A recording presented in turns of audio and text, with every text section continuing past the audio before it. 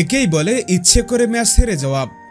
আজকের সমীকরণ একেবারে সহজ ছিল, যে দল ম্যাচ জিতবে তারাই মূলত ফাইনাল খেলবে। আর এমন গুরুত্বপূর্ণ ম্যাচে বাংলাদেশ টসে জিতে আগে ফিল্ডিং করার সিদ্ধান্ত নেয়। এদিকে পাকিস্তান ব্যাট করতে নেমে শুরুতেই বাংলাদেশি বোলারদের চাপে পড়ে যায়। তারা একেবারেই বাংলাদেশি বোলারদের মোকাবেলা করতে পারছিলেন না।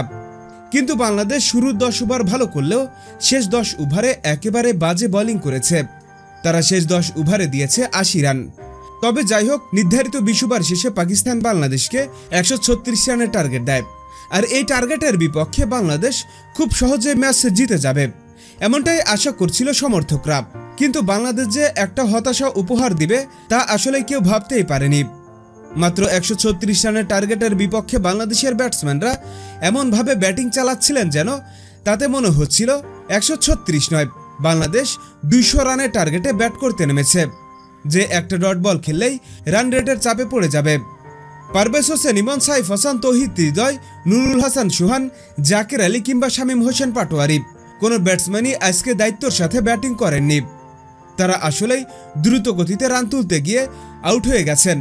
আউট বলা যায় না, বলা চলে উইকেট বিলিয়ে দিয়েছেন।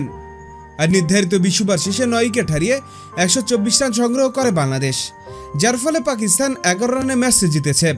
তবে অনেকেই বলছে এই ম্যাচটা পাকিস্তান জেতেনি, মূলত বাংলাদেশ ইচ্ছে করে ম্যাচটা হেরে গেছে। হ্যাঁ বন্ধুরা, আপনাদের বলছি, আপনাদেরও কি তাই মনে হয়? বাংলাদেশ কি ইচ্ছে করে ম্যাচটা হেরে গেল? এখনই আপনাদের মতামত আমাদের কমেন্টস বক্সে লিখে জানিয়ে দিন।